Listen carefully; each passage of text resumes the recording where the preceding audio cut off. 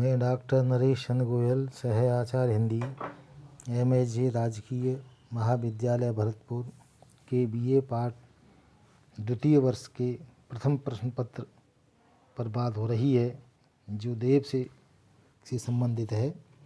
भाग 7, जिसके अंतर्गत देव के पदों की व्याख्या चल रही थी। आज हम देव के भक्ति भाव से और आध्यात्म दृष्टिकोण से पदों की व्याख्या की बात करेंगे, जिसके अंतर्गत उनका पद है।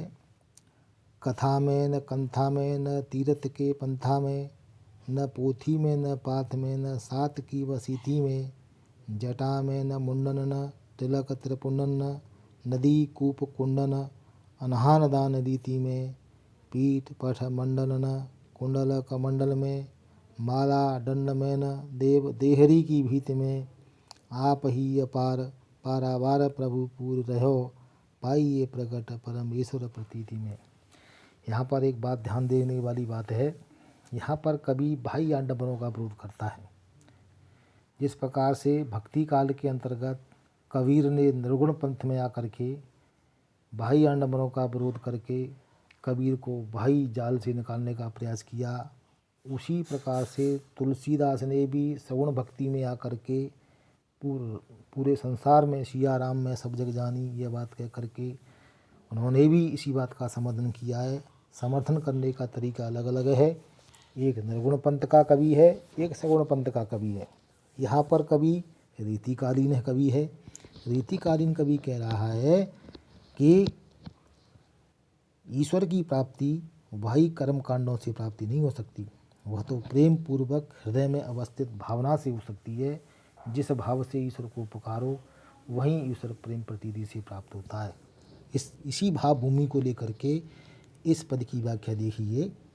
महाकवि देव कथा में न पंथा में, कथा में न कंथा में, न तीर्थ के पंथा में।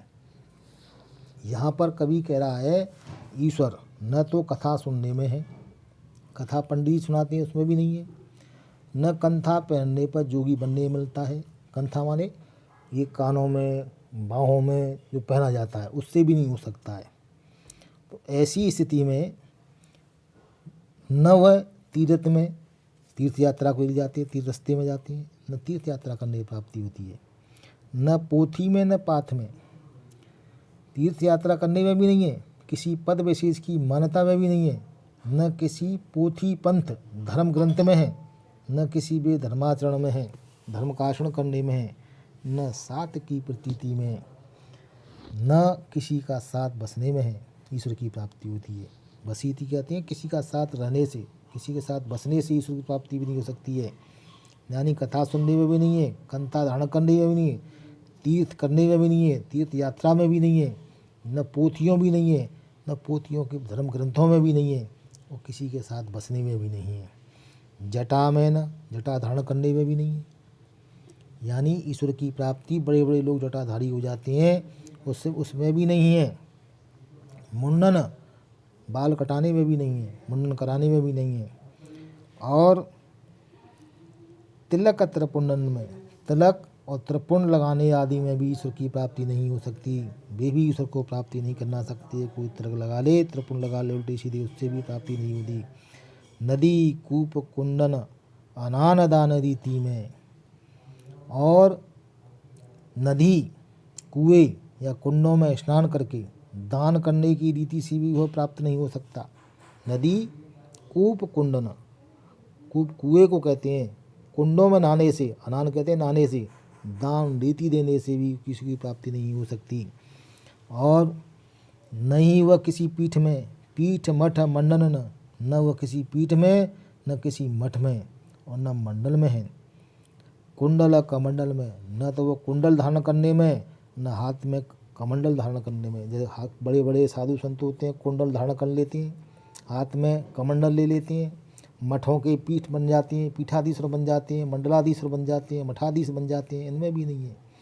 और माला दंड में न, माला फेरने में भी नहीं है।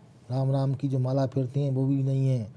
और दंड में न, दंड धारण करने की लठ धारण करते हैं, उसमें भी नहीं है।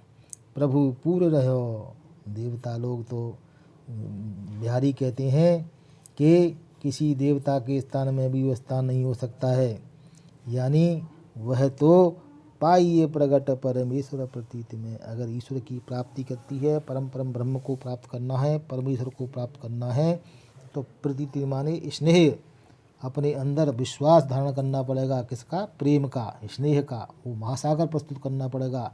अतः वह परम परमेश्वर अपार महासागर के समान है, जो प्रेम और विश्वास में विद्यमान रहता है। इसीलिए ईश्वर बाह्य आडंबरों में नहीं है, महासागर रूपी प्रेम प्रतीति में है। उस प्रतीति को धारण करना चाहिए, उसी को जानना चाहिए।